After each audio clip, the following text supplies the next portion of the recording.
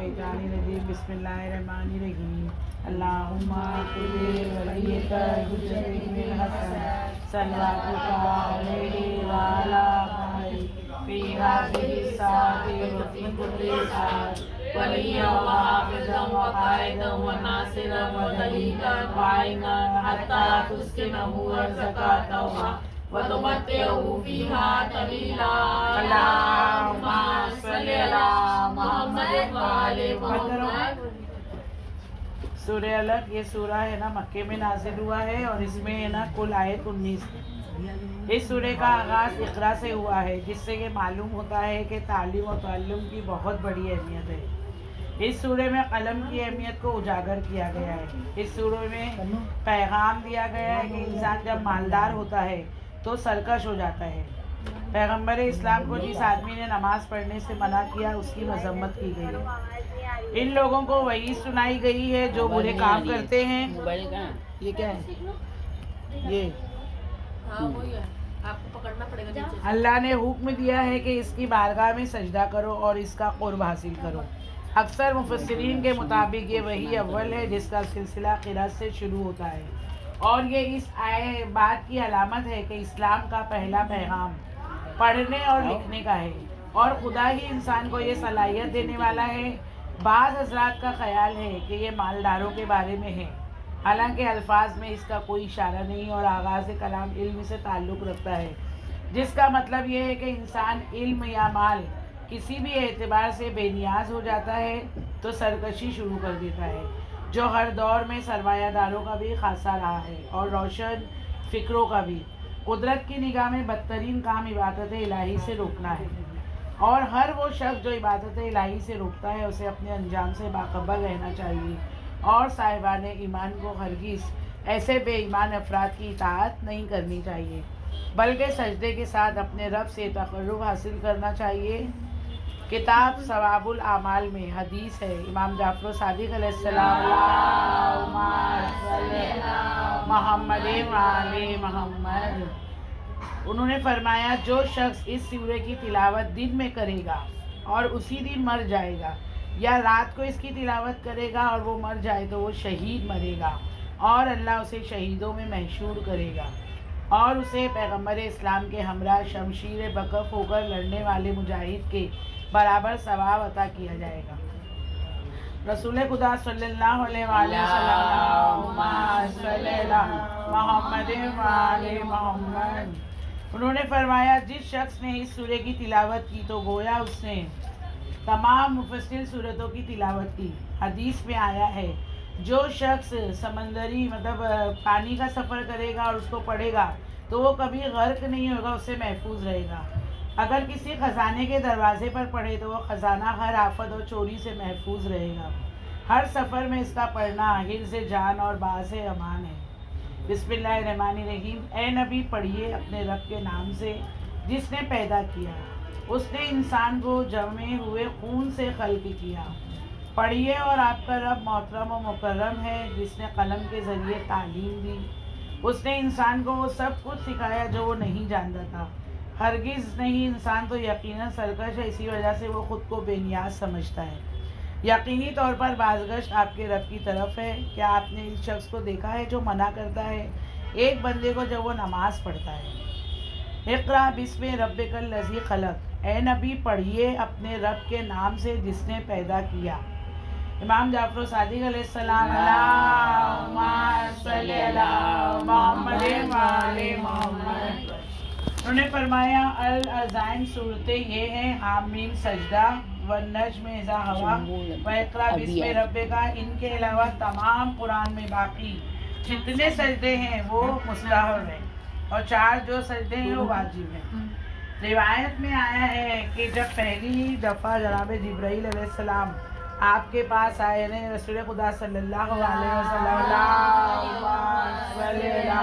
محمد وعلی محمد، جب جبرائیل علیہ السلام ان کے پاس آئے تو وہ خوف زدہ ہوئے اور لحاف میں چھپ گئے، حالانکہ یہ بات شان نبوت کے خلاف ہے اور اہل بیت علیہ السلام کے عقیدے میں یہ عقیدہ باطل ہے۔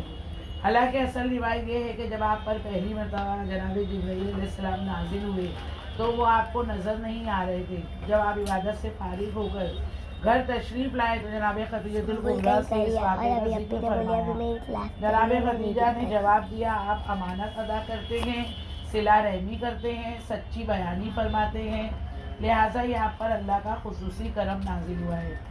جب اس واقعے کا ذکر جناب خدیجہ کے چچا زاد بھائی ورقہ بن نوفل کے نزدیک ہوا اور اس نے قرآن مجید کی آیت سنی تو وہ فوراً ایمان لے آیا اور کہنے لگا آپ حضرت عیسیٰ علیہ السلام کی پیشن گوئی کا نتیجہ ہے اور شریعت موسوی کی طرف صاحب شریعت ہے.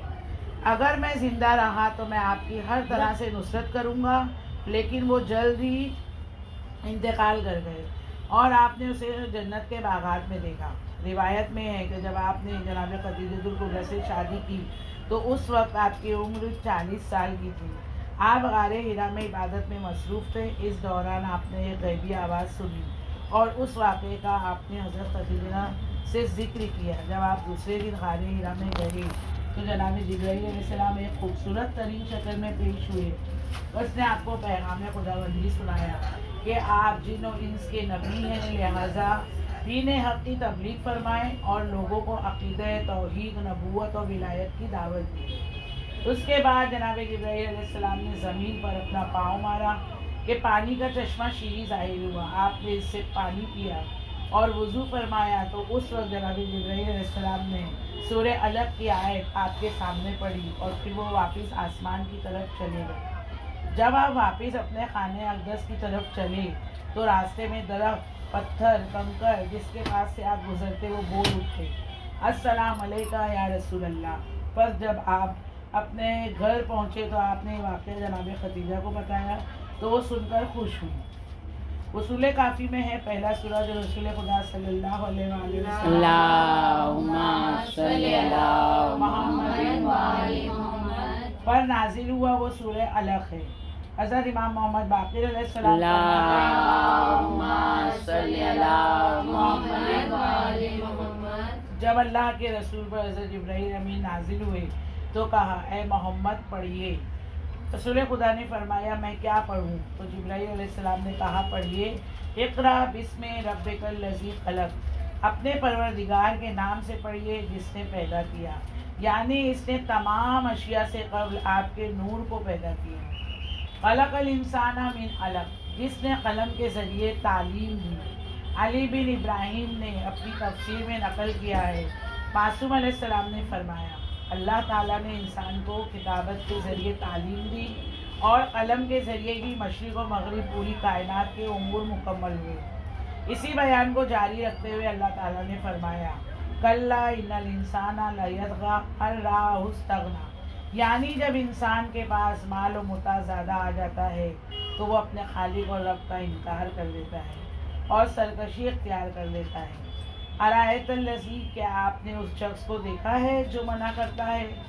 تو مجموع البیان میں روایت ہے کہ ایک دفعہ ابو جہل نے اپنے ساتھیوں سے کہا محمد تمہارے سامنے سجدہ کرنے کے لیے مٹی پر اپنے چہرے کو رکھتا ہے.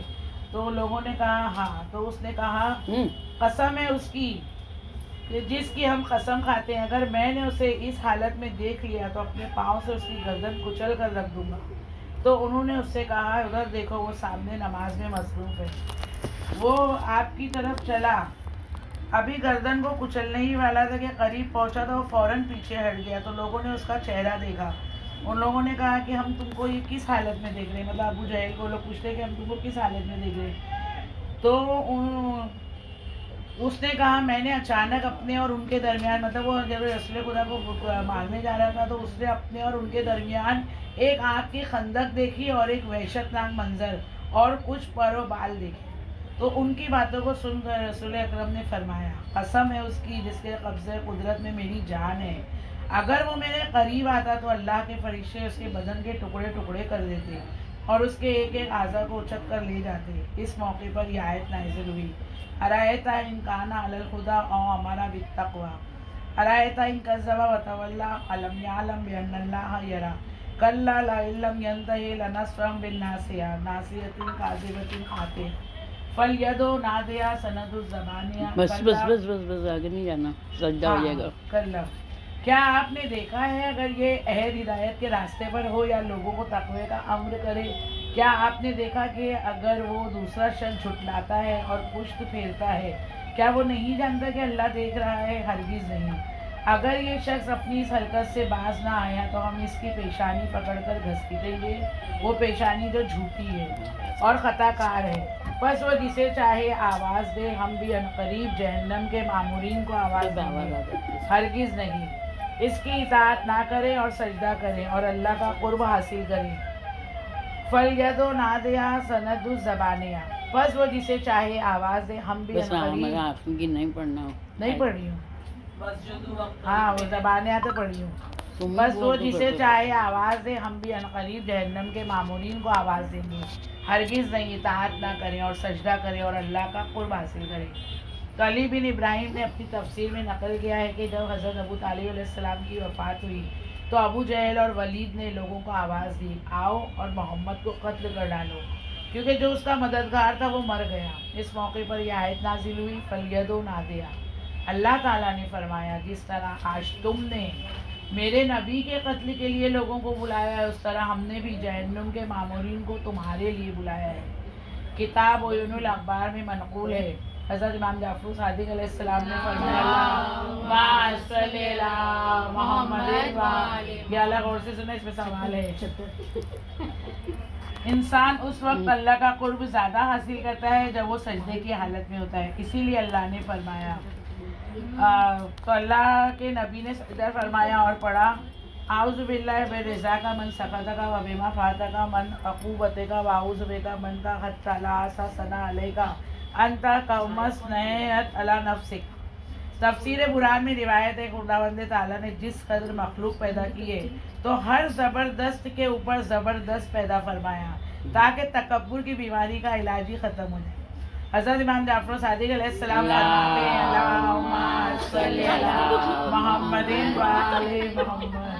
اللہ تعالیٰ نے پہلے سمندروں کو پیدا کیا، جب اس میں تلاطم پیدا ہوا تو اس نے فخر کرتے ہوئے کہا، کون ہے جو مجھ پر غالب آ سکتا ہے؟ تو پس اللہ نے اس کے پر زمین کا فرش بنایا تو اس کا تلاطم دب کر رہ گیا۔ پھر زمین نے فخر کیا تو اللہ تعالیٰ نے اس کی ہیجان کو بلند و بالا پہاڑوں کی میخوں سے بند کر دیا۔ پھر پہاڑوں نے فخر کیا اور اپنا سر بلند کیا تو اللہ نے ان کی سرکوبی کے لیے لوہے کو پیدا فرمایا۔ پھر جب لوہے نے اپنی سختی پر فخر کیا تو اس کے زور کو توڑنے کے لیے آگ کو پیدا فرمایا۔ جب آگ نے اپنی حرارت پر ناز کیا تو اللہ نے پانی کو اس کی حرارت پر غلبہ عطا کیا۔ پھر جب پانی نے فخر کیا تو اللہ نے ہوا کو اس پر غالب کر دیا جو پانی کو اڑا کر لے جائے۔ اور جب ہوا نے فخر کیا تو اس پر حکومت کرنے کے لیے انسان کو پیدا کیا تو ہوا اس کی مصنوعات کے سامنے بے بس ہو گئی۔ اور جب انسان نے فخر کیا تو اس نے غرور و تکبر کو کچلنے کے لیے موت کو پیدا کیا۔ اور جب موت نے فخر کیا تو اللہ نے اعلان فرمایا کہ اے موت، تجھے قیامت کے دن جنت اور دوزخ کے درمیان ذبح کر دیا جائے گا، اس لیے موت بھی خداوند تعالیٰ سے خوفزدہ رہتی ہے۔ تو آپ نے فرمایا، حلم غصے پر غالب ہے اور رحمت ناراضگی پر غالب ہے اور صدقہ گناہ پر غالب ہے۔ باخر دعوانا الحمدللہ رب العالمین۔ اللہم صلی علی محمد و آل محمد وعجل فرج